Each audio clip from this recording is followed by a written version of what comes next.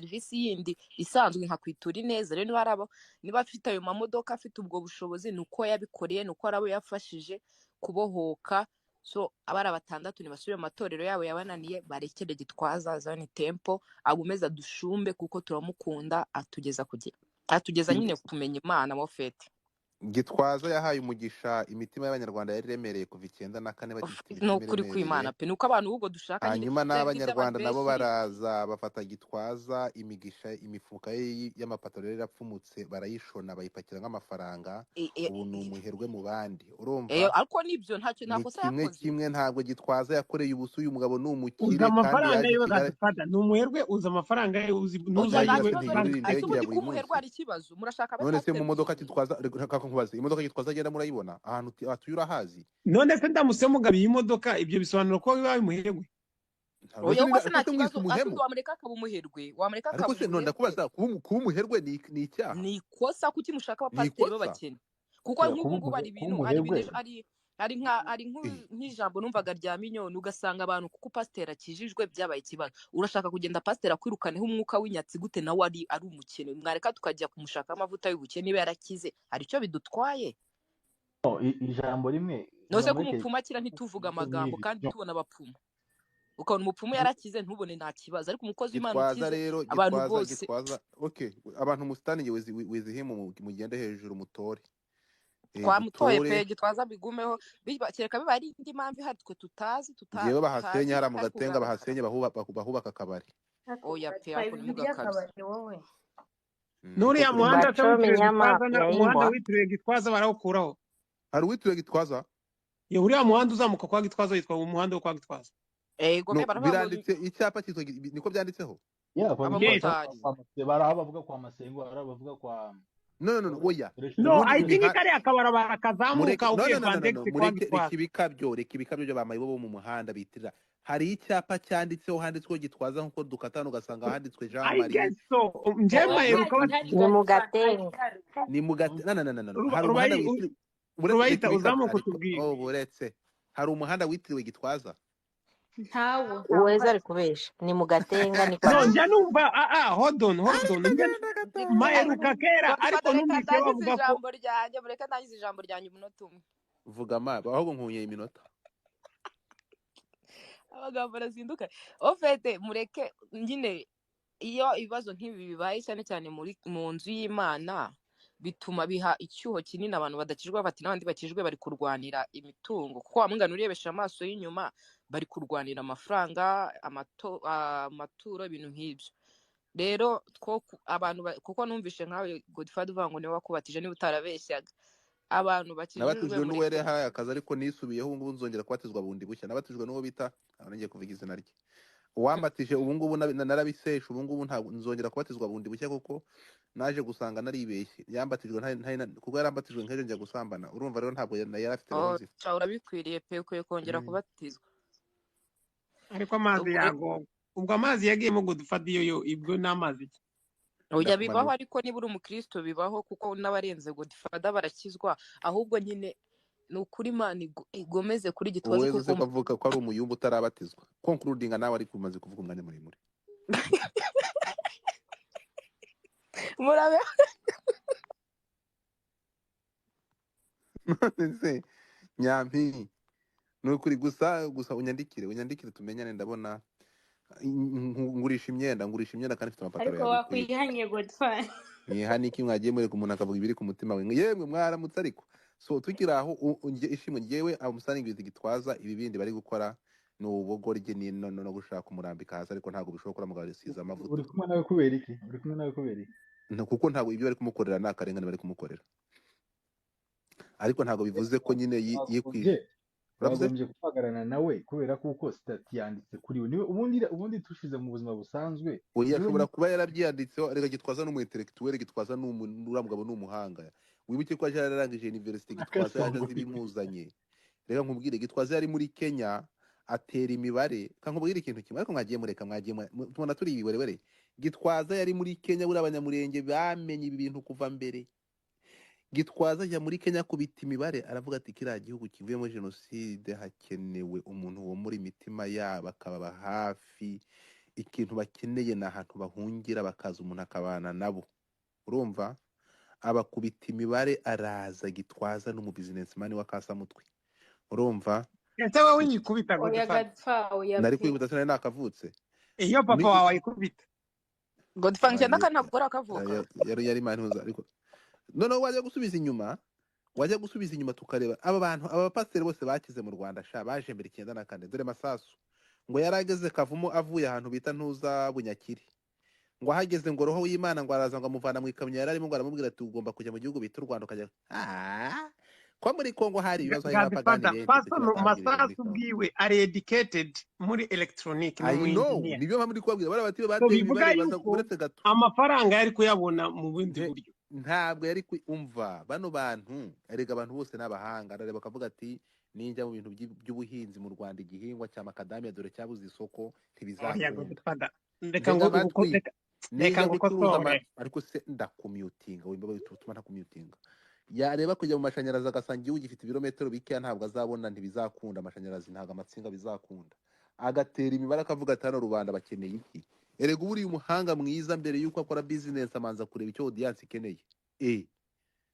Audience y'Abanyarwanda bari bakeneye muri 94 muri 95 abantu bari bafite lisansi. Uwezo nta jambo naguhaye. Thank you. Rubayita twavuga natwe please. Urinde Claude mani iki kiganza umyutinge mic yawe. Rubayita Karame pastere ureba ku mafaranga utemera gukora ku mafaranga uraho aho neza amakuru yawe. Ibivugwa ko bari abantu bari gupfa imitungo kandi wowe uvuga ko iby'isi bazabisiga bakagenda ukaba wowe utemeye uvuga ko abantu babika amafaranga kuri konti ari abanyabyaha. Ibi bintu byo kubona amatorero bari gupfa amaturo bakaba bari gupfa imisozi yo ku Gisozi ngo ibintu bano bantu muri ZAON tempo bari gupfa ngo ni ibibanza bagurishije byo ku Gisozi abantu bari kuzubaka university. Gitwaza yasangiye ibibanza bye barabigurisha leta birukana. Bwana Rubayita wowe wemera ko umuntu wese utunze amafaranga arenze miliyoni kuri banki nta juru azabona. Ibi bintu babitubwiraho iki Bwana Rubayita pastere nemera? Ubundi icyo bapfa ni icyo ngicyo ugashaho n'ikindi bita icyubahiro ni kuvuga ko ibintu bibiri Imana ibuza abakozi b'Imana amafaranga n'icyubahiro n'icya gatatu mutavuze wenda cyo ntabwo bagipfa cya gatatu n'abagore. Imana ibuza abakozi b'Imana ibintu bitatu icyubahiro amafaranga n'abagore ariko abagore bo oya nta kibazo gihari. ZAON tempo cyakubabwira ko nahasengeye kuva bakiri Remera batarajya Gatenga. Ibyo bintu byose barimo gupfa narabibonye Gatenga ndigendera. Ibintu bibiri icyubahiro n'amafaranga nibyo barimo gupfa. N'abagore Oya abagore oya ntabwo basambana bari abantu ndabazi Urashaka cyane. kumbwira iki tuzane tumene umuceri tuvuga umugore watandukanye n'umugabo we kuko bamushinjaga niki ariko Oya icyo cyo n'amagambo ntibyavuzwe. Oya havuzwe byinshi hari n'umugore watanze fuso tureke iby'amafaranga no gutanga ibintu turavuga umugore bari ituru umugabo akavuga ati ariko iyo wagiye ngo mu masengesho ngo ugenda ukayicaraho warangiza ukajya kwikunkuma byabaye ibyo bintu havuzwe byinshi muri byinshi byavuzwe n'ibyo mvuze byavuzwemo bikabana ngo batandukana nyine ibyo byose byaravuzwe ariko gusengera muri ZAON tempo undi akavuga ati kugira ngo mve muri ZAON tempo naratandukana nawe bakoze divorce. Jewe nk'umuntu wahasengeye ndakubwira ko byaravuzwe ariko ntabwo ari byo. Ibintu bibiri ibibazo bibiri ni amafaranga n'icyubahiro.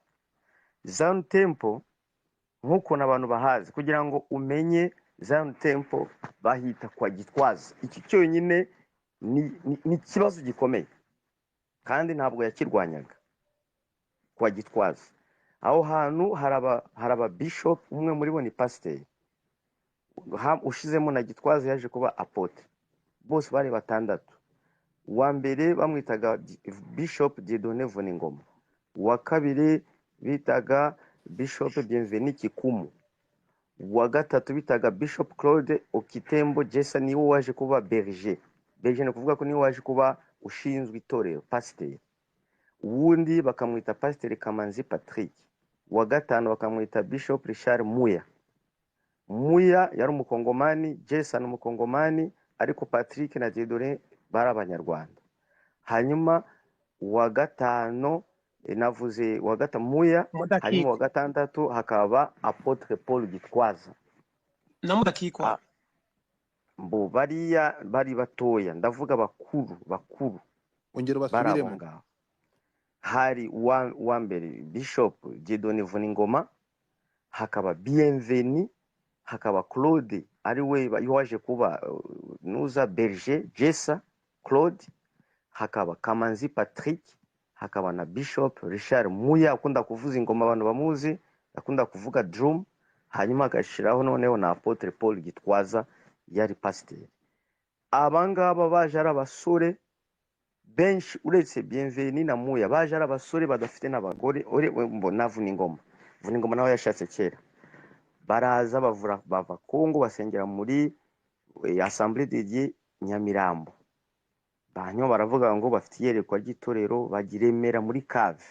Nge niho nabasanze barasenga, abagore baraza, abagore muzukuntu bakunda ibintu bigezweho, baraza benshi cyane. Basanga abantu bazi kubyiriza, bafite impano, bazi kuririmba, itorero rirakomera cyane. Ibintu byaje gupfa bibiri, amafaranga n'icyubahiro. Abantu mwatangiranye mwese muri ku karago muryamye hasi, birahinduka ngo umwe ubundi muntu bahagarariye mu mategeko, kuko amategeko yo ashaka umuntu umwe, ibyo byo nibisanzwe. Ariko mu nzu y'Imana icyubahiro ni cya Yesu Kristo. Ubundi ibibazo byaje gutangira hagati ya Bienveni na Gitwaza, nibo batangiye ibibazo. Gitwaza akajya kwigisha muri Amerika, akajya kwigisha i Burayi, akajya kwigisha ariko Bienveni akaguma hariya. Kandi Bienveni yamurutaga imyaka. Bienveni yashatse mbere ye. Bienveni ni umukongomani, ngira ngo ni umunyagasai, ariko ari inshuti ye cyane, baranajyanye umurenge gusura umurenge. Ari ugasanga Gitwaza niwe ujya Amerika, niwe ujya hehe, abandi baguma hariya. Hatangira kuba nyine kwijujuta, kwivovota. Byatangiye kera muri za 2003. Abantu babibonye biturutse ejo bundi. Icyubahiro, kwishiraho icyubahiro. Hari ikintu cyabaye kimwe mu bapasiteri batoya, ntago muvuga izina, bamuhaye ubundi pasiteri yabwirizaga icyumweru kimwe, ubundi icyumweru kimwe. Ariko Gitwaza yava nko hanze, akaza akahagera kwa gatandatu. Umuntu wabwirizaga kwa kabiri no kwa kane no ku cyumweru, byari iminsi 3, yahita hagera gahunda zose zigahagarara. Yahageze niwe ubwiriza. Wa wundi wabwirije kwa kabiri, kwa kane, ategereje ku cyumweru abantu baje ari benshi, Gitwaza agahita avuga ngo nahagarare. Umva ko gusuzugura abandi bakozi b'Imana, kumva ko ari wowe gusa, kumva ko ari wowe ujya hanze gusa, kumva ko ari wowe gitangaza. Umva ko ibyo bintu byatumye ikindi yaragiye hanze. Amaze kujya hanze na burenganzira bwe, hajya gufungura izindi ZAON hanze. Ariko ugasanga nubwo ari hanze nta kintu gikorwa atari we utegetse. Ibyo bintu rero bihita bihinduka ku ONG cyangwa se yindi shirahamwe, ntabwo bikiri umwuka wera utegeka ibintu n'umuntu. Rero bahise bavuga ngo reka tumukureho. Nanjye ndabyemera rwose, itorero riyoborwa n'umwuka wera, ntabwo riyoborwa n'umuntu. Itorero riyobowe n'umuntu kandi adahari, biba bihindutse idini. Njye ndabyemera rwose, ibyo bintu ntabwo ari, ahubwo ngewe byaraguye kera, nabivuyemo kera. Ndashaka kubabwira ko Gitwaza afite mukuru we witabye Imana imuhe uruko rudashira, bitaga Ruben. Uruzi ko abanyamurenge benshi ibintu by'Imana, benshi harimo abakristo yego, ariko benshi ibintu by'Imana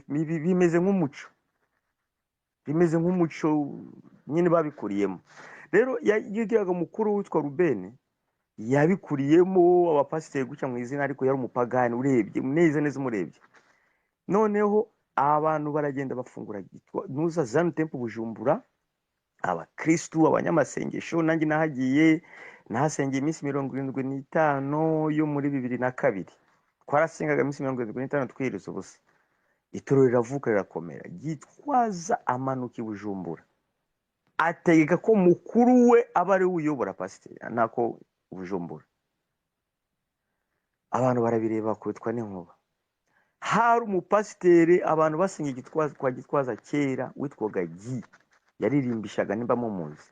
Yari umukongomani, umusore mwiza uririmba w'umuseribateri ukunda Imana. Muzi ko yahise asezera, niwe wari Burundi ukuriye imirimo yose yivuga butumwa. Bashizeho mukuru we, banza yanywaga n'akayoga mu ibanga agira ngo, kuko yagiraga amanyanga menshi cyane, yaranatukaga n'abantu. Gitwaza aravuga ngo nabe pasiteri hano. Nahise mvuga hapi, ibintu biragoranye kabisa, birarangiye.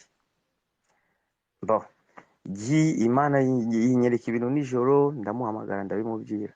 Yarambira ngo ceceka, nanjye Imana bimbye nijoro, ceceka bireke. Yiteguraga kwigendera nyine. Ubu ni pasiteri ukomeye cyane Kinshasa, pasiteri ukomeye cyane, yaragera arashaka. Ubu ni pasiteri vuba cyane Kinshasa. Rero ibintu bibiri byatumenye ZAON Temple ipfa, kandi ngiye nemera ko yapfuye. Hari n'amatorero menshi yapfuye asigaranye ingoma n'abasore bafite ibigango bazi gucuranga n'abantu baparika imodoka hanze kubera ibyo bintu bibiri. Shiraho n'icya gatatu, abagore, icyubahiro n'amafaranga. Nimba uri umukozi w'Imana uri hano, uzirinde ibyo bintu bitatu. Dore ibintu nirinda ibitatu mu buzima bwanjye: icyubahiro, abagore.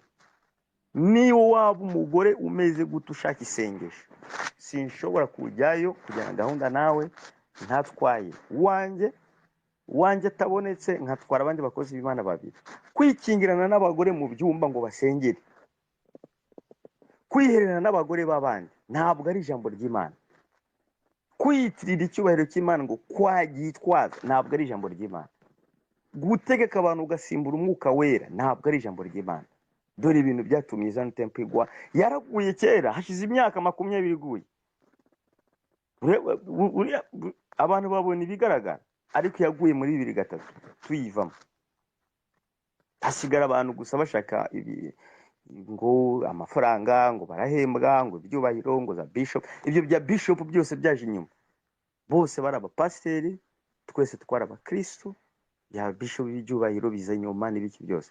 Rero ayo niyo mateka magufi. Niba babwira ngo bapfa abagore, ntabwo ari byo. Niba babwira ngo ntabwo basengaga, oya barasengaga. Nabari abantu beza bakundanye Imana, ariko bagwa mu mutego w'icyubahiro n'amafaranga. Gushaka gukira vuba, gusuzugura abandi mwatangiranye, ni bibi cyane, kandi nibyo tubona mu isi ya politiki, tukongera tukayibona mu nzu y'Imana. Nimubona ko ari amahano. Ubundi itorero, narababyitorero rigira ibiranga itorero ry'Imana ni ibintu bitanu. Wa muntu uri hano nimba usenga, ibi bitanu nutayibonamo uzavemo. Icyambere, itorero ni iry'Imana. Imana niwe nyiri itorero. Nubona umuntu batangiye kumupfukamira, nubona umuntu utangiye kwinjira abantu bagahaguruka, nubona umuntu winjiye abantu bagavuga amafirimbi kubera ko yinjiye, shaka ahantu ujya gusengera ahandi. Icyubahiro ni cy'Imana, nta wundi muntu gisangira nawe, niwe nyiri itorero. Ikintu cya kabiri, itorero rya mbere, kiriya cya mbere, mu mbabarire Godfather nkivuge neza, nubona itorero, pasiteri ni pasiteri, umugore we niwe wungirije, umubyara we niwe umubitsi, murumuna we niwe ushinzwe inyubako, umubyara wa murumuna we niwe ushinzwe logistique. Vaho wiruke, ntabwo ari iry'Imana, ni ry'abantu. Icyambere, itorero ni iry'Imana, niwe nyiri icyubahiro, niwe utegeka. Imana of course ni umwuka wera, ni ijambo ry'Imana. Ikintu cya kabiri, nutakibona mu nzu y'Imana, uzahite wirukanka. Itorero ribwiriza kwihana. Kwihana ni kuvuga ko abihannye nibo bakristo. Itorero rishira abantu imbere kubera ko baparitse imodoka zihenze. Icyo gihe cyacu imodoka zihenze, muratura abasaza mu mbabarire, zari za Mark 2, ubu ngubu zabaye nyakatsi. Zari twa Benz, ubu twabaye nyakatsi. Za V8 zari taraza. Umuntu uparitse Mark 2 hari agaparika V8 hari, niwe bicaza imbere. Umunsi umwe nakoze test, ngenda nambaye aga t-shirt gashaje n'aka jeans, ngenda ntatebeje, aba protocole b'abakobwa beza nta nubwo bandeye, baravuga icara hariya ngo hari inyuma, ndagenda ndicara inyuma ndapfukama ndasenga ndarira, maze kurira ndihanagura ndavuga ngo Mana nawe twaratewe. Undi munsi nshiraho agakoti kanjye keza n'agapantaro warijijwe kanjye, nuko bakwicaje inyuma. nyine narijijwe no kubona abanyabyaha ari bo baba bashize imbere, njye banyiceje inyuma, mbona kuntu ibintu bitangiye kuba bibi cyane. Hanyuma ndasenga Imana, noneho ngaruka n'agakoti kanjye keza n'agapantaro n'udukweto, yewe we baransamye hejuru banjyana imbere ngo icara ahangaha. Mbo Bayita nk'umuntu wabaye muri Zion Temple. Tugaruke kuri Zion Temple gato. Nk'umuntu wabaye muri Zion Temple, utubwiye ibintu bitatu ariko bishyize mu ntuza. Okay, nk'umuntu wakurikiranye iki kirego cyagiye mu nkiko, ubundi bari abapasiteri bari kuregera iki, barashaka iki? Ubundi bari abapasiteri ikintu cya mbere baravuga ngo twebwe turaba fondateri, uburiye barana ba membre fondateri, bakagira umuntu ubahagarariye mu mategeko, ariko nibo bicara bagafata ibyemezo, ariko ibyemezo bigaturuka ku muntu umwe. Noneho ibintu bigaturuka ku muntu umwe, mbo wenda byibuze jyana kumvikana, none nta nubwo ahari yaragiye, urumva ko n'ibintu bitumvikana. Noneho bagapfa n'ibindi bintu by'imishinga by'amafaranga ngo ari saro ngo n'ibiki byose, ugasanga n'imishahara n'ibintu byinshi, ariko ugasanga bituruka ku muntu udahari kandi umuntu wenyine. Si icyo cyubahiro nababwiraga se? Nicyo ngicyo barashaka ko eglise iyoborwa n'ijambo ry'Imana n'amategeko. Buriya hari n'amategeko meza ya RGB ni meza cyane, biyoborwa n'amategeko, biyoborwa n'ijambo ry'Imana, apana umuntu ngo niwe wenyine. Nibyo gusa basezeye batakimuri ko bashinze urusengero rwabo iruhande, barashaka iki muri Zion Temple ko bari baragiye ngo iki?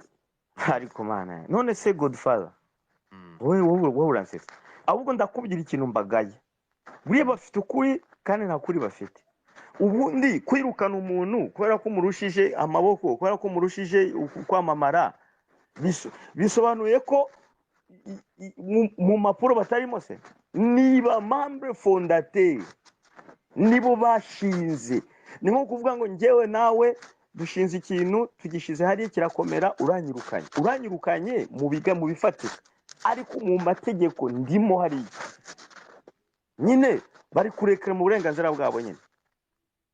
Urumva ko tubishize mu politike cyangwa mu by'isi cyangwa se mu bantu b'isi bafite ukuri, ariko tugenda none mu mwuka wera, mu jambo ry'Imana, iyo bakwirukanye ufite ukuri, ariko abantu baraguye. Ariko nge nzagira gute abakristo?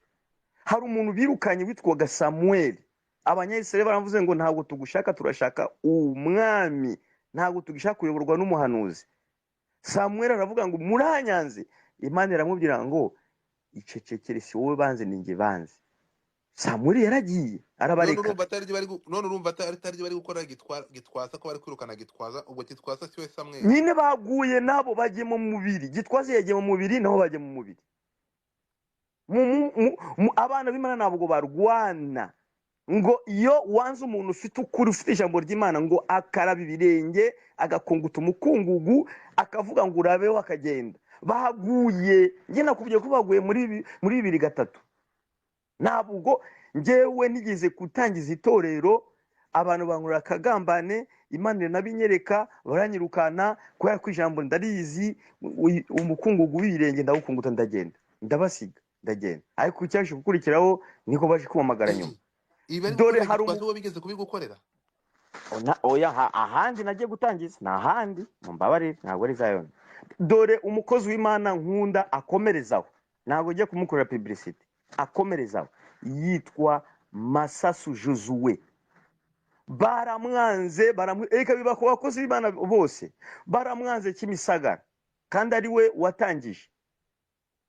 Aravuga ngo ijambo ry'Imana riravuga ngo ndakunguta ivumbi, nyine abanyamurenge nyine bamukoreye akagambane. Ntabwo mvuga abanyamurenge ubwoko mutanera amabuye hano, ni abanyamurenge bamwe barimo barora mu kwiza n'ibiki byose. Arakaraba uretse arakara nyine yo umuntu avuze abanyamurenge bakavuga ngo atutse ubwoko wenda avuga bamwe mu banyamurenge bakoranaga ntabwo ari abanyamurenge ubwoko bwose. Amazina yabo ni barora mu kwiza n'undi mugabo bitane ni kera sinibuka amazina yabo, ariko reka mbabwire igikuru. Josue Masasu yafashe famiye arigendera hano Kimironko ahantu bita Casa Bonita, aravuga ngo muranyirukanye ntabwo ngwana na mukomeze umurimo w'Imana, mukomeze umurimo w'Imana. Arigendera, yigendeye Casa Bonita, atangira kuri zero na famiye ye, birakomera cyane. Ajya ahangaha imasoro, birakomera cyane. Baramuhamagara baravuga ngo twakoze ikosa, utubabarire, utubere umubyeyi ukomeze. Nta muntu urwanira Imana. Abo bantu ba Claude baguye bose, nta muntu urwanira Imana. None se umuntu aragwa akishiraho icyubahiro nawe ukaza ukarwana mukarwa. None se tuzabatandukanya gute n'imitwe y'intwaro iri muri Kongo n'izo mitwe zose zakatanyama za mayimayi? Mugiye kurwana kandi abandi Imana ngo barwana. Yesu ntiyabavuze ngo iyo bawukubise iburyo ubutange n'ibumoso? Abantu baraguye murabibabwira buri munsi, ariko ntabwo mwumva kuko mujya gusengera ahantu bubatse, ahantu hari ingoma nini, ahantu hari abagore beza, niho mujya gusengera. Namwe mwaraguye, Nibayita space wayishimuse ahubwo rubayita nawe nturafatisha, nawe ugiye uzafatisha. Ndashaka kugira ngo Janvier azamuke. Janvier niba hari zamuka. Janvier requesting a mic. Okay, reka twumve Rubayita agire. Rubayita na concluding.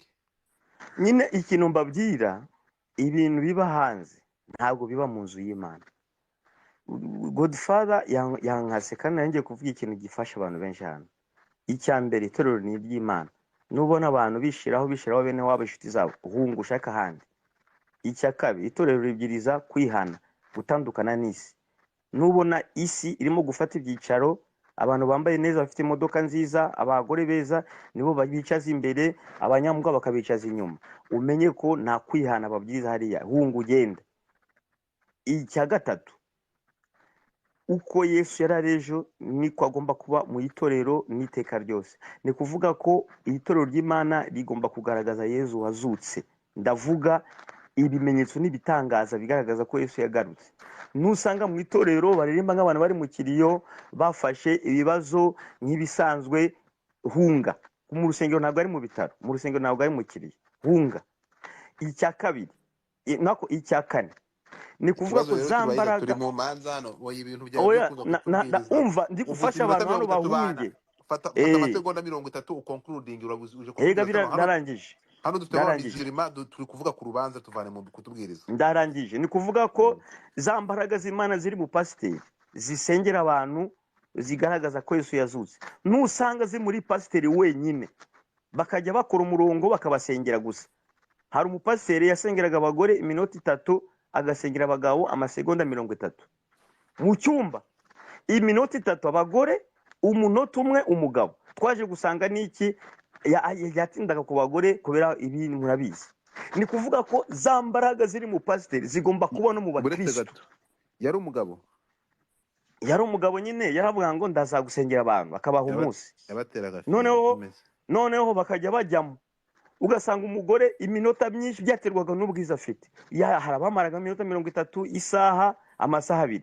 Ariko umugabo cyangwa umusore amasegonda ngo yamusengeye yasohotsemo, ukibaza ibintu nibiki. Rero imbaraga z'Imana zabaga muri Yesu Kristo zagiye mu bigishwa ku munsi wa Pentecote.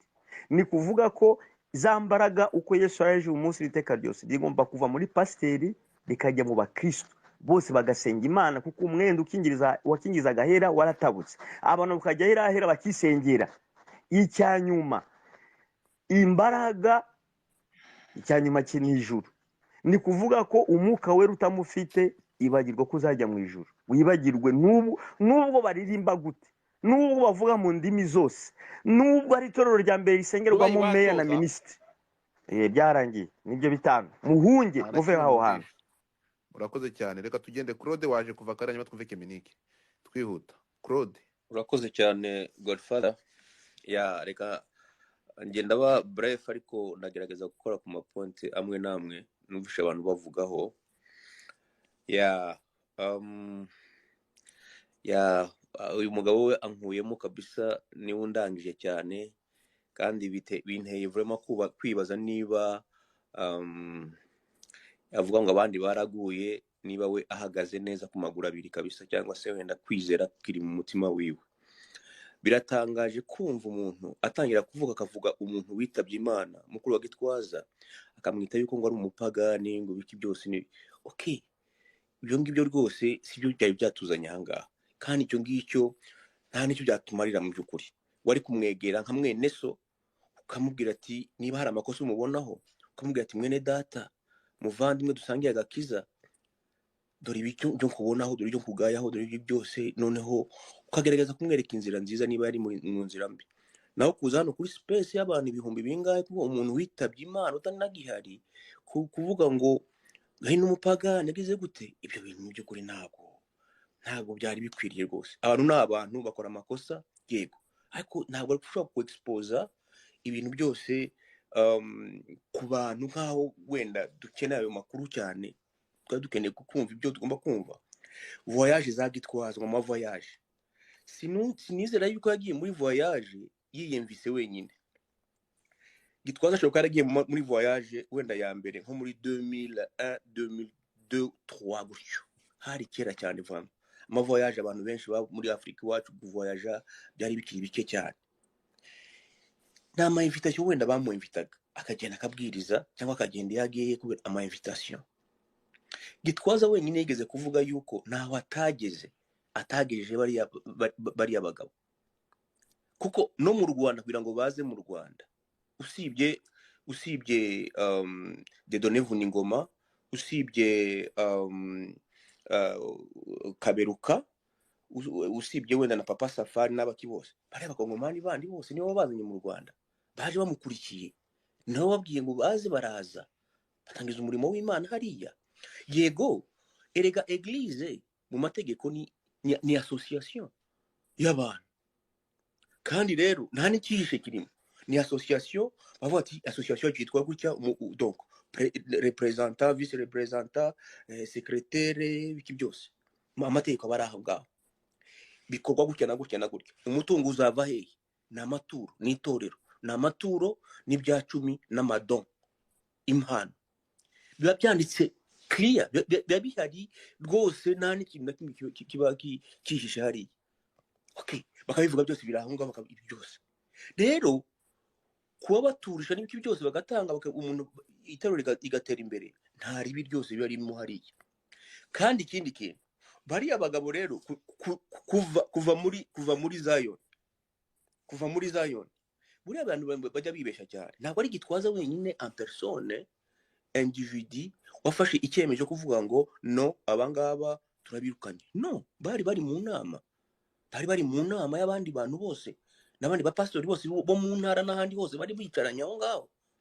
Hari ibibazo none bari kuba bafata umwanzuro baravuga ati abangaba kubera ko babaye ibyigomeke n'ibiki byose barabirukana bamwe barijyana ahubwo kuko nabandi bamwe hari nabamwe bijyanye basezeye muribuka amaletre yagiye acicikana y'abantu bagenda. Et puis ikindi kintu hari na bamwe ahubwo batabarizwaga igatenga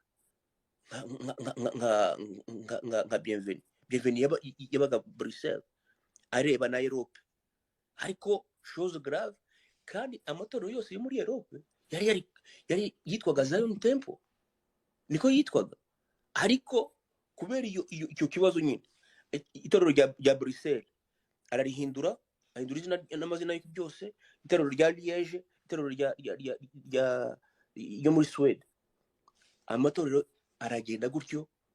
Okay barayahindura amazina n'amakonte bancaire yose barahindura n'ibiki byose barajyana.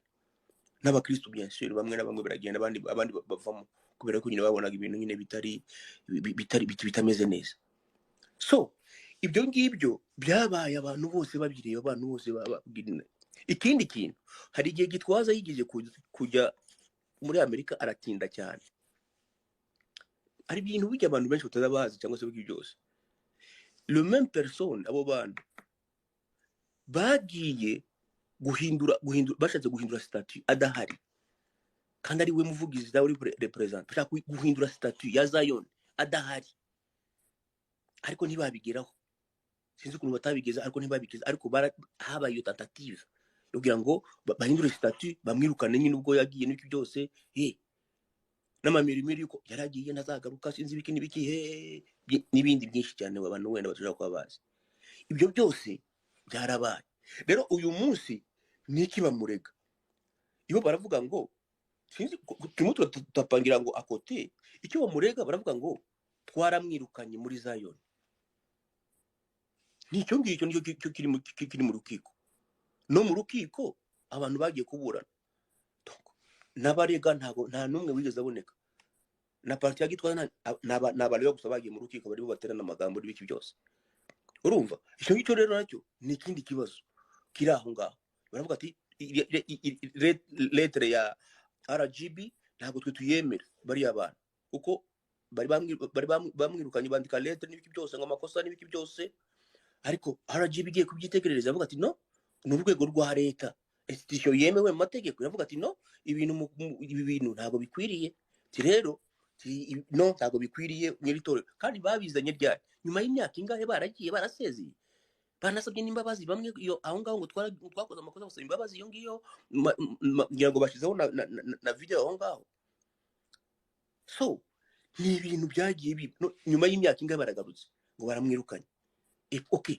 RGB iranditse nyuma y'umwaka cyangwa se imyaka ibiri barongera kandi baragarutse ngo noneho bagiye mu rukiko murumva mwebwe ntimwumva ko hari ikibazo gihari aho ngaho okay amategeko byego azatranche ikindi kibazo wari uvuzeho nubwo waje kwireteraho nyuma kuvuga ngo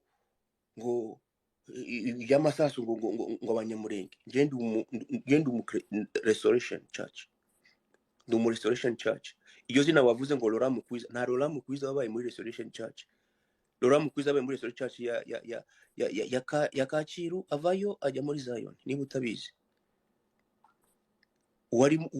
wari hariya yitwaga yitwa inani Simeon Mukwiza niba restoration ya Kacyiru ntabwo ari restoration nirandangiza frere ariko mana niba ushaka kuvuga oya iwe yagiye kera cyane ntabwo ibyo ngibyo ntabwo ari byo iyo uvuga ahubwo Mukwiza Simeon niwe responsable wa hariya bagenda rero ikibazo cyose kukiba cyitirira ubwoko si yayi de problème ni entre abantu wenda ba pastor Godfather muranyumvira wamfasha ugakosora umugabo ngiye navuze ubwoko ngewe bakure turavuga urarangiza please kandi ngiye navuze ubwoko ngewe tangane tugusubize hanyuma urabona kuvuga urasabye ijambo bari guhe please urumva kuvuga ngo abanyamurenge barageze hanyuma ngo bakunguta ikibyo no representant wacu apotre wacu twabanye nawe ni Pastor Masasu yabaye pastor muri Restoration Church araha bigiye kirekire ajya kugenda Remera aho batangiriye ntabwo uzi n'ukuntu byagenze yaragiye nguko nyine wenda okay yari representant ntabwo yari pastor responsable wenda ashaka gufungura indi torero kugira ngo abe responsable bagenda barafungura indi torero hariya Remera nta kibazo cyabaye usibye gusa ngo abantu bavuga ngo yahuze abanyamurenge se yahunze abanyamurenge mu buri kandi n'uyu munsi niwe ukiyoboye urumva so na façon yagiyemo okay nuko habari wenda utubazo n'ibiki byo yaragiye ariko abantu bose bakomeje baba niwe itorero ryanani ya niwe uyoboye kandi we representa cyo ntabwo ari ikibazo rwose cyabayeho urumva kandi nawe ari mu mabamba fondateur ba restoration kuko hari n'abandi nabo batangizanye nawe itorero okay icyo si ikibazo rwose kabisa muri kuvanga ibintu muzana ibintu bya hariya na hariya mubizane hano ikibazo gikomeye cyane et puis wipermet tuvuge ngo ubwongo abanyamurenge se wabizana ubwoko ukabizana mu kibazo cy'umu individu no nta mpamvu rwose y'ibyo ngibyo iyo umuntu afite amakosa avuga ati okay Claude wewe ni ibi ngibi okay gutya na gutya wewe wagize gutya na gutya nguyu yagize ikibazo n'iki ngiki sava muvuga ikibazo cya Zion n'abari abantu ariko nimuzana ibindi biri akote rwose ntacyo byatumarira hano hantu urumva kandi ikindi kintu ntabwo ababurana ntago bari kuburana ngo barimo barapfa ibingibi. Gitwaza ntacyo ari gupfa n'umuntu, sinje muri mushaka kubyumva. Gitwaza ntacyo apfa n'umuntu ikintu, ahubwo bariya nibo bareze ngo baramwirukanye. Noneho bakibaza impamvu umuntu twirukanye ni gute akomeza kuyobora n'ibiki byose. Wenda bo nibo wenda bakeneye wenda iyo mitungo, wenda sinzi niba ari imitungo, niba ari ibiki, niba ari ibyubahiro, ngira ngo ibyubahiro byo rwose kabisa, no kubwiriza ngo yabwirizaga buri cyumweru n'ibiki byose. Buriya umuntu agira igikundiro cy'Imana yamuhaye, no kumenya wenda kubwirizwa Imana yamuhaye. None se reka nkubwire, iyo Gitwaza atahabaga ahari, hazaga abantu bangaye muri Zion, ariko bumva ko Gitwaza yaje, abantu bose ikanisa yose rikuzura. Kubera iki? Banyotewe iryo jambo ry'Imana, banyotewe kumva aho ngaho urabeshya kuko nanjye nahasengeye. Rindira rero ndangize papa, rindira ndangize wo kugira Imana. Bana ariko murangize natwe tuvuge. Ndarangije rwose, ndarangije rwose kabisa.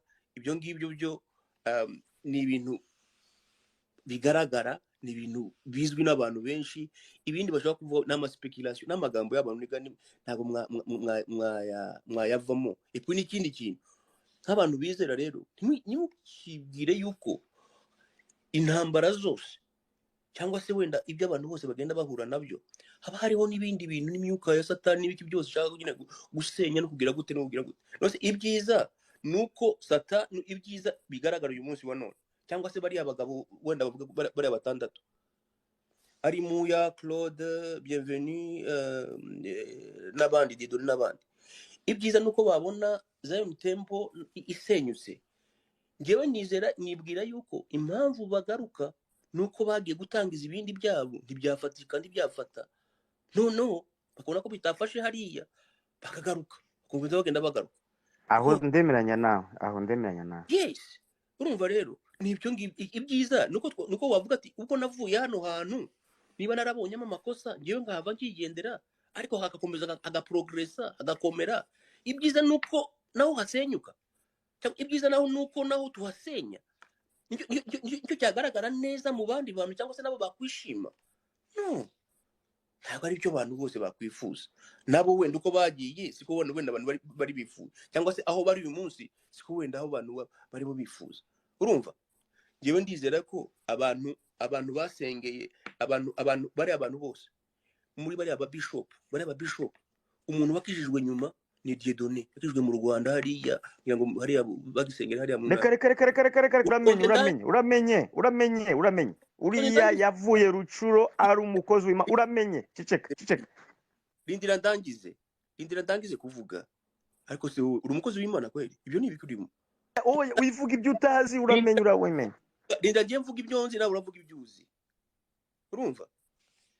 Kisangani bavuze ngo bavuye bari Kinshasa. Nta Kinshasa na Gitwaza yagezeyo.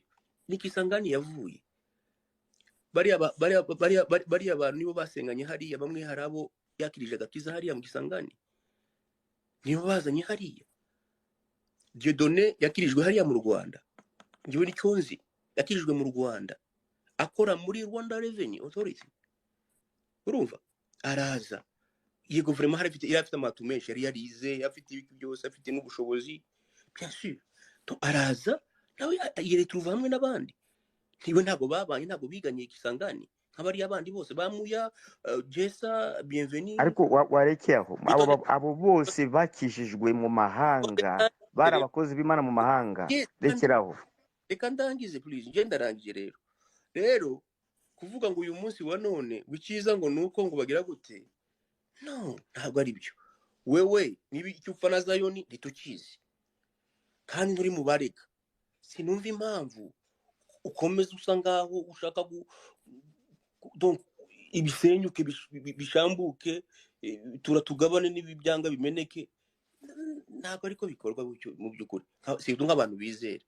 Je umbabare niba wanyumvise nabi, ariko ngewe nikozi kandi ngewe ndazi neza 100% ibyo ngibyo nkubwiye ari ukuri. Murakoze cyane. Hobe, reka uyu muntu musubize mu minota 2, mumbabarire, sibyo? Minota 2 gusa. Ikintu cya mbere umva nkubwire, tujya tuvuga Petero yahakanye Yesu, tujya tuvuga Yuda wahakanye Yesu, ntabwo tujya tuvuga ngo baritabye Imana tukajya tuvuga abantu bapfuye. Iyo tuvuze abapagani bajya mu nzu y'Imana kubera ko bafite icyo bapfana n'abapasiteri, kuki muhaguruka mukavuga? Icyo cya mbere ukimenye. Icya kabiri, ntabwo navuze ubwoko bw'abantu, ntabwo navuze ubwoko bw'abantu.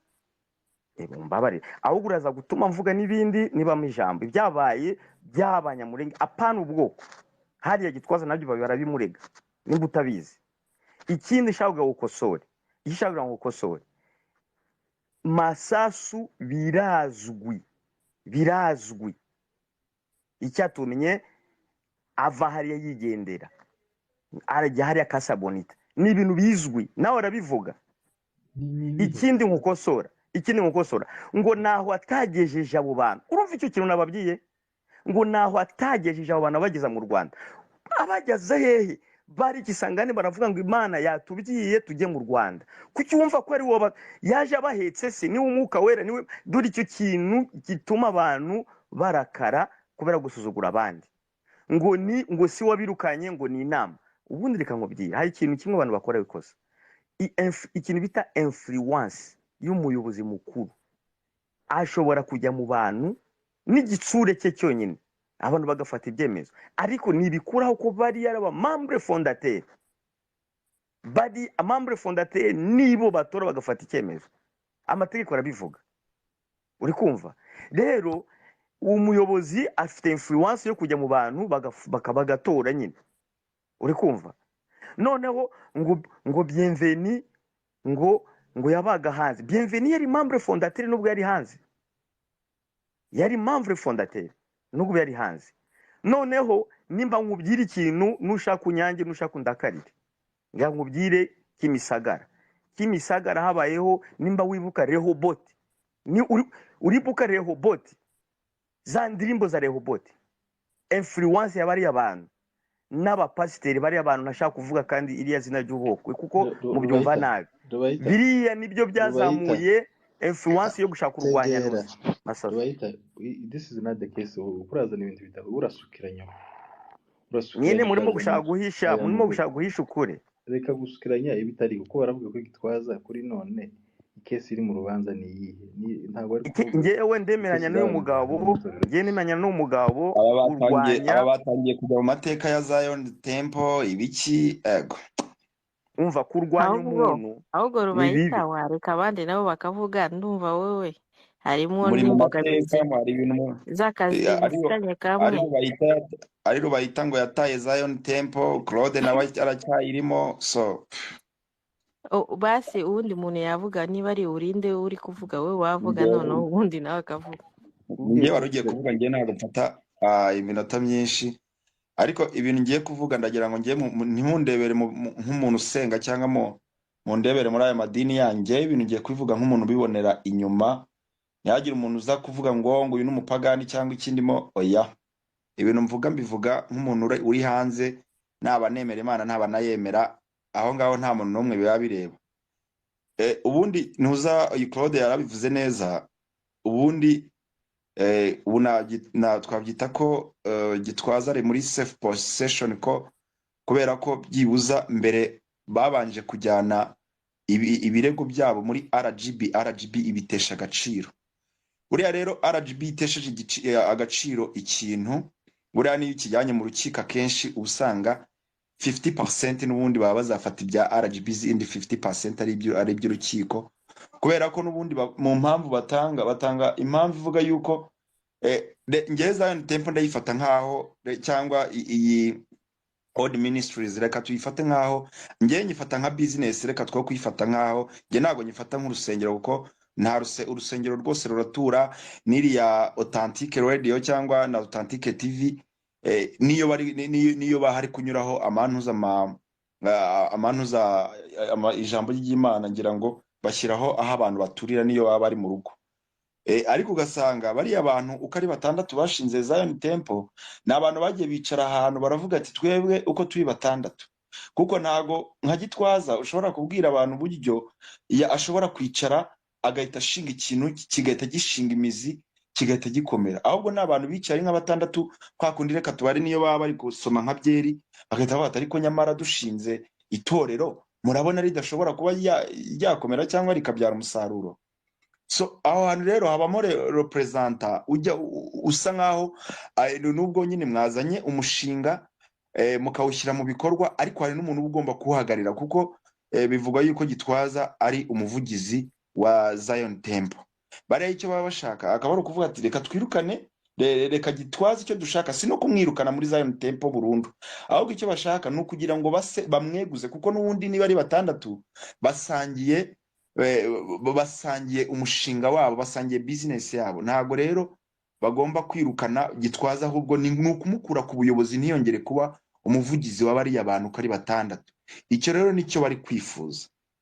So rero aba bantu bamaze gutora Gitwaza aragenda bisa nkaho nkuko babivuga bisa nkaho ibintu agiye kubishyira mu nyungu ze, abishyira nyine nkaho ari ibintu bye, izina bari we nyine abantu bamenya ko World Ministries ari ya Gitwaza nta wundi kuko natwe twabimenyeje bundi bitangajwe yuko hari abandi bantu ariko twese twari tuzi ko biri mu izina rya Gitwaza. Icyo gihe rero nk'abantu mwashinganye ikintu iyo batangiye kubona uri muragaba amashami kubera ko amaze gukomera ngira ngo wenda n'ubu uyu munsi baramutse bamwirukanye bakamuzana baramutse bamwirukanye akavuga ati twebwe tumukuyemo akavuga ngo ngiye kongera gushinga urusengero, ndakeka n'ubundi ntuza yabo yayitigwa kubera ko n'ubundi abamukunda bamukurikira nk'uko n'ubundi yagiye akoresha ububasha afite mu buyobozi akagenda agashinga andi Zion Temple ahantu hose kandi bigakunda mu izina rya Gitwaza atitwaje abo bantu bashinganye iyi World Ministry. So rero ngiye ikintu navuga ahangaha haje kubamo nabyita ngo ikira ngiye ubundi mbyita nkaho iyo usomye impamvu niyo mpamvu ndi kuvuga ngo bireka tubyite business nukura bona ko bari gupfa imitungo.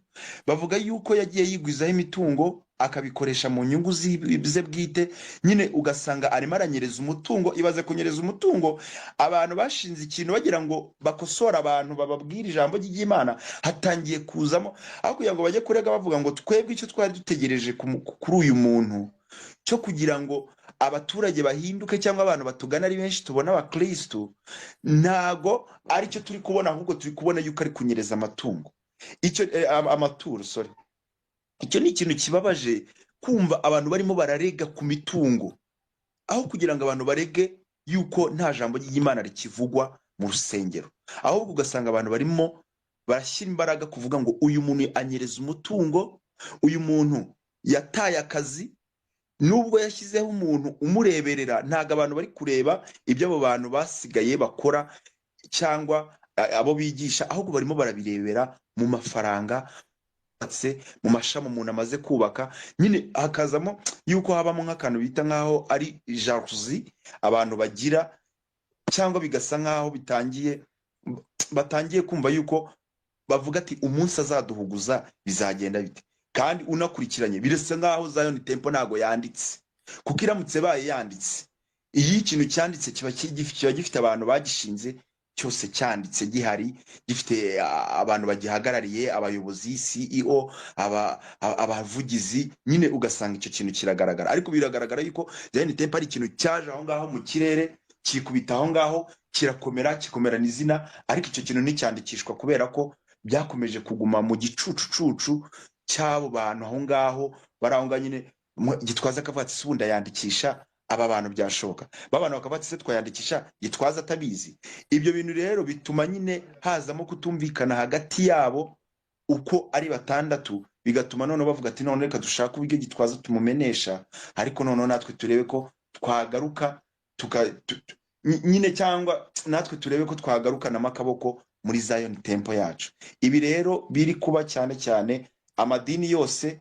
Ngewe birantangaza nk'iyo ndi kumva mu gitondo, ari nk'ukuntu mu gitondo mbyuka par accident aya kumva nkumva nk'umupasiteri arimo arigisha ijambo ry'Imana, ariko akarinda arangiza adasomye ijambo ry'Imana, ahubwo arimo arayobora abantu ngo baturutse mu majyaruguru, mu majyepfo, iburasirazuba, urusengero bari buze kumusangamo kugira ngo abakize. Isaha yose igashira kuri radio yishyuye, nta jambo ry'Imana yari yavuga usibye gusenga yarangiza akagenda ayobora abantu ngo kandi baze hari ibintu byinshi bari buze gukizwa. So ibi bintu byose rero mubifate nko mu buryo bwa business. Nawe uramutse uhaye umuntu ngo ayobore business cyangwa ugaha umuntu akazi muri office yawe akagata, ngira ngo nyine urumva bahembwa, aramutse agataye numva yuko nawe ufite uburenganzira bwo kumukomanyiriza cyangwa bwo kujya kubisubiramo hagati yanyu akaba yabivanwamo. Ariko ibi bintu n'ubusambo. Gusa nyine Gitwaza afite ahantu yavanye Zion Temple, afite ahantu amaze kwigiraho ushobora kiriya kintu kugikora ukabona abayoboke, ugashinga amashami, ukajya kwigisha hanze mu izina ryayo, ugakora igitangazamakuru, ugakora televiziyo, ukagira abantu benshi, ugaha abantu akazi. Aba ari ikintu kinini yakoze, aba agomba kuba recognized, kabone niyo yaba bikora mu nyungu ze, ahubwo wenda bigasa nkaho bo nk'abantu bavuganire kadushyireho irido, dushyireho irido, twemere ko nyine ibyo bintu bibe wenda, ariko hatagiye kuba gusenyuka, kuko iyo bitangiye kuza gusirikira gutya abantu batangira kubona ko bya bintu ari inyungu. Ari nayo mpamvu uyu munsi njyewe nta muntu ushobora kumbona nagiye gusenga, n'abajya gusenga nk'ubu Rubayita mu kanya aravuze ngo njye naragiye, nyine ubonye yuko yigumuye nawe ajya gushinga ibye, ajya kuba umuntu we nyine nawe ajya kuba pasiteri ku giti cye. Ntabwo ajya kuba pasiteri nta zindi nyungu ufitemo. So rero mujye mwemera yuko ibi bintu mu byose mukora, abapasiteri twemera ko muzi ubwenge, hari ibintu byinshi mukora, ariko ibi bintu mubikora kubera inyungu, mudakuramo amafaranga ntabyo mwakora. Ntabwo wabona umwanya wo kwirirwa usakuza uvuga muri Bibiliya wiri gusoma imirongo, ahubwo nuko hari inyungu bukuramo. Ahubwo nyine namwe bijye bibateye ipfunwe kubona mwirirwa mwigisha abantu, aho kugira ngo mwigishe abantu guhinduka, ahubwo ukumva yuko umutungo ari wo washyira imbere cyangwa ubutunzi buturutse mu bayoboke bawe. Icyo ni ikimwaro, kandi nyeka yuko niba niyo Mana ibaho cyangwa n'iryo juru ribaho, hari ibintu byinshi abapasiteri muzabazwa, kandi nimubibazwa ntabwo muzabicika. Uzasanga ngiye wirirwa ahangaha najya ninjira ahangaha nshobora kuzabagenda imbere, kubera ko mwebwe hari imbaga nyinshi mwayobeje, mwitwikirije ijambo ry'Imana. Ibyo bintu rero muzabitekerezeho niba muri abapasiteri, ariko murebe impamvu mwirirwa mujyana iyo mumaze kugira successful, kuko ntabwo umuntu umwe yicara ngo atekereze ikintu. Ni ikintu abantu batekereza ari benshi. Rero iyo hatangiye kuzamo ibintu by'ubusambo, ubundi ubusambo man, inda nini niyo yica ibintu kuva kuko hagiye havamo ikintu bakagabana bose, nyeka yuko ibintu byagenda neza. Ariko iyo hatangiye kuzamo inda mbi bro, ibintu biba birangije gupfa, kandi umurimo muba mwaratorewe uba utangiye kugwamo agatosi. Genda cyeka ari cyo ngicyo nagira ngo njye mbivuze nk'umuntu uri hanze y'idini udakunda n'ibyo bintu byo gusenga. Nuzanabimbona mazamenye ko nayobye ibyo bintu. Mbivuze nk'umuntu uri hanze, nk'umuntu ubona business zisigaye zibera mu madini. Nicyo navuga. Niba ariko ngusubize umunota umwe gusa, hanyuma ureke ugende bagusubije. Ikintu nashaka ngusubize, wenda utazi, wenda vision, cyo bita vision. Ntabwo vision ihabwa groupe, ntabwo vision ihabwa groupe y'abantu. Ntaho byabaye kuva isi yaremwa kugeza n'ubu nyine, nta vision zihabwa groupe. Kampani zubona zubatswe, ibihugu, parti politique n'ibindi, ni ideas y'umuntu umwe. Mu gitondo ujuka akicara aryamye mu gitondo mu wiwe akagira ideas. U Rwanda mwicayemo buriya ya idea y'umuntu umwe, kandi ubona we arazwe. Nyuma ndavuga u Rwanda rwa nyuma 1994, ni ideas y'umuntu umwe azayicara, hanyuma agashaka aba supporters, agashaka abantu bamusapotinga idea yiwe, akabashaka bakababona. Ariko nta idea group ibaho, habe no gukira umwanyu wewe famille yawe, ntabwo muzakira ruko mwafatikanyije mwese. Hazabaho umuntu umwe uzagira igitekerezo, hanyuma ashaka abantu bamufasha, bashira ibintu mu bikorwa, bamuteza amaboko. So muri context y'ikintu bashaka kuvuga, ashobore kuba business, sinshaka kumuvuga, ashobore kuba yaragize vision ye nka initiateur wenyine guticiwe, hanyuma abantu yahamagaye bamufasha, bamutiza amaboko, bagera igihe ibyo bamaze kubona ntagabane nabo. Ibyo sinshobora kubihakana cyangwa se mu byemeza. Ariko ikintu cyitwa ngo vision ngo ni y'abantu batanu, ngo ntibibaho ku abantu, umuntu yakora ikintu kigakomera kangana kuriya, barakubesha.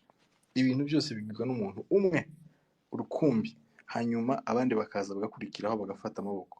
Niba uzotegereza ngo muzagira iyerekwa muri abantu 5-6 muhuze, uzahera muri groupe, uzicara aho ngaho uzageza Kristo agarutse. So icyo cyo numve ko iriya vision niye ku giti cye, n'abari abantu impamvu bidahabwa agaciro nuko ko baragenda mu ijambo ryo mu kirere rivuga ngo twari duhari, mwari muhari ariko mwanditse. Aho niho bizava. Niba batanditse nta gaciro bizagira, kandi niba bari kuri stade niba utahavuga abantu 6 umuntu umwe abirukana, biva bigenda gute? Ntibishoboka. Agishingira ku itegeko, kandi itegeko ni ikintu urupapuro rwanditseho iyo minisiteri isinyweho n'umuntu umwe. Icyo bisigura. Murakoze cyane. none se Claude ni Fide Yego. Sinzi umuntu wari ninde wari kuvuga, ni Claude cyangwa ni Fidele? Ni Fidele. Okay, Fide, nari ngiye kukubwira wowe wambwira impamvu iyi myaka yose ishize niba ko kari vision y'umuntu umwe n'abantu 6 bashaka kugira vision, wambwira impamvu iyi myaka ishize byibuza iyi Zion Temple yanyu itanditswe, kuko iramutse yanditswe kandi ifite n'umuntu nungu birashoboka ko barashaka kugenda akagishyira. Uratekereza ko Zion yaba ikamera n'imyaka itanditse, ariko abe ni oya, iramutse baye yanditse, oreka nkubwire, iramutse baye yanditse ntago bishoboka yuko abantu bashobora kwicara bavuge ngo tugiye kugira, kuko iramutse ibaye yanditse yaba ifite abantu yanditseho runaka. Rwose icyo nimubitindeho cyane cyangwa se mu byibazeho byinshi, kuko urumva batangira Zion Temple nta numwe wari pastor muri bo bose, ahubwo batangiye ari icyumba cy'amasengesho kuri Cave, bitwa Cave, basengera muri the question is yo kwibaza ngo batangiye ari bande. Fide atangiye kubivuga neza buretse twumve. Nta numwe wari pastor muri bo bose, ahubwo Gitwaza niwe waje mbere, bari abandi n'abakongomani baje inyuma, ariko yasengeraga abantu.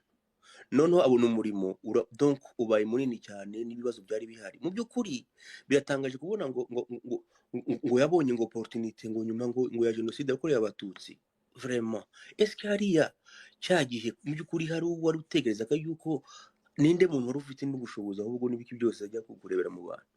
Cyari gihari, ahubwo ni umurimo yari afite munini cyane wo gusengera abantu n'ibiki byose, abona ubaye munini, ahamagara abo bantu b'abakongomani baramufasha, barakomeza kugeza igihe babonye ko, ndetse abantu bakababwira ati twatangiye. Noneho bakora statut ntabwo mu by'ukuri association igirwa n'umuntu umwe. Là c'est faux. Association ni association y'abantu, kandi yego batora umwe nyine nk'umuntu w'umuyobozi, nyine nk'umuyobozi wabo, kuko nakubwiye kuva kare kose hari bamwe yabwirije ubutumwa barakizwa, ndetse bajya ni murenge kujya kurebaho akomoka, kureba ati uyu muntu bite ari abayitudiya bakikiga, ari abayitudiya bato cyane bakiri abasore, bajyayo bavayo bajya no mu Rwanda baramukurikira. Kandi icyo cyo kibazo reka twumve umuntu witwa RM avuge.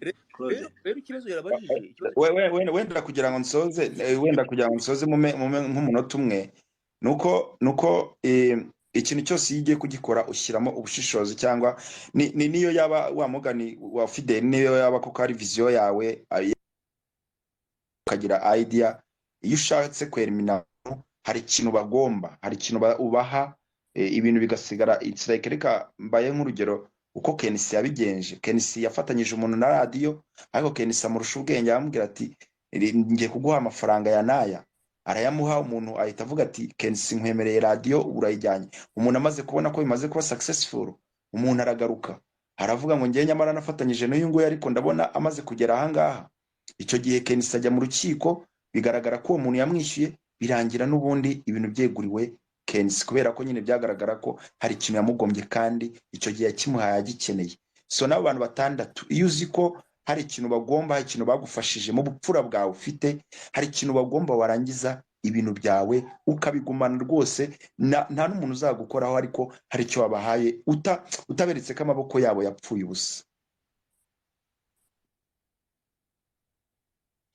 Yeah, urumva kuri statut haba hari representant na vice representant na secrétaire na trésorier byose baba barimo, kandi bose mu by'ukuri hari document ihari, bose barahari, bose barimo, wenda bose ko bari batandatu ntago barimo, kandi mu by'ukuri bajya gutangira batangije itorero barenga abantu 100, ariko batoramo nk'abo ngabo bakeya kugira ngo barepresent abandi.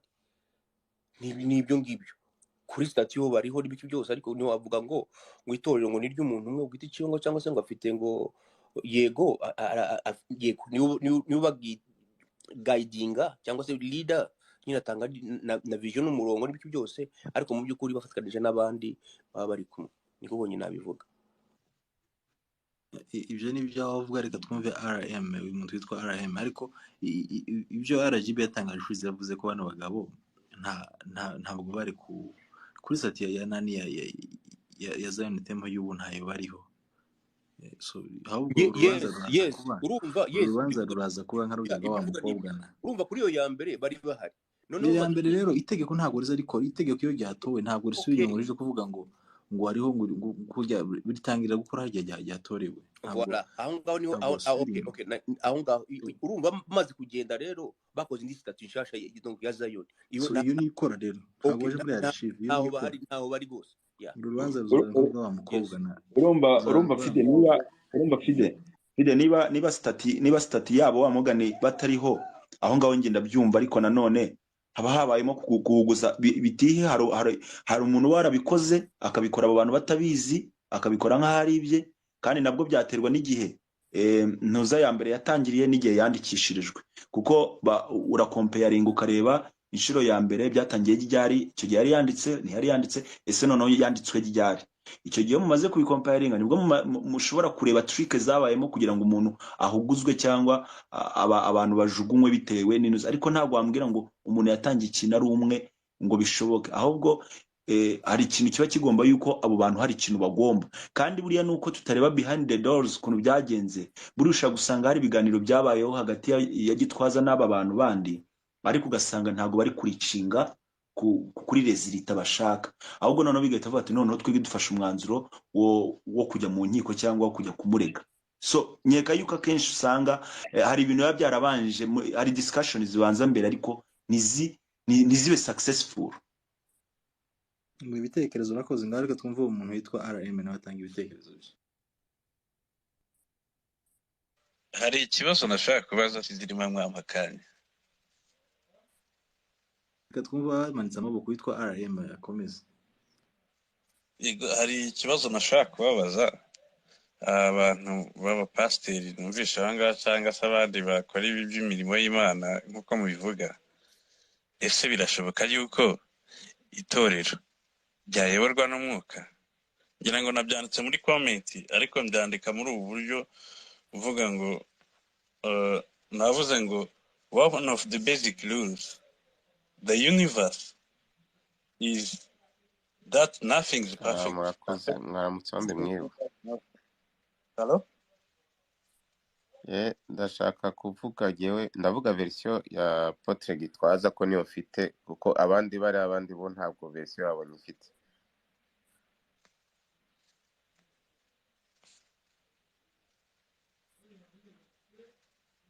Ijambo ryawe RM kutavuga none.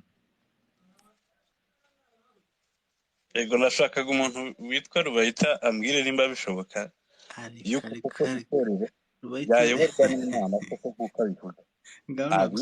Yayoborwa n'umwuka w'Imana ubundi RM, ubundi habaho imiryango mu mategeko ayobora imiryango, habaho umuryango ushingiye ya Apotre Gitwaza. Oh my god, who is this? Yabo bari abandi ntabwo nyifite. Hobe uyu ninde? Ubwo ni nka declaration nyine iri officiel.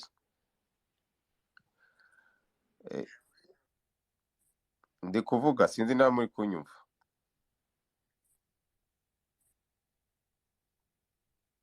Muri kunyumva? Uyu ntabwo ari RM, uyu ni Jojo, ntabwo ari gukurikiza gahunda. Mubwira akurikiza gahunda. Bayita ntabwo ari njyewe nereye muri kuvuga maye.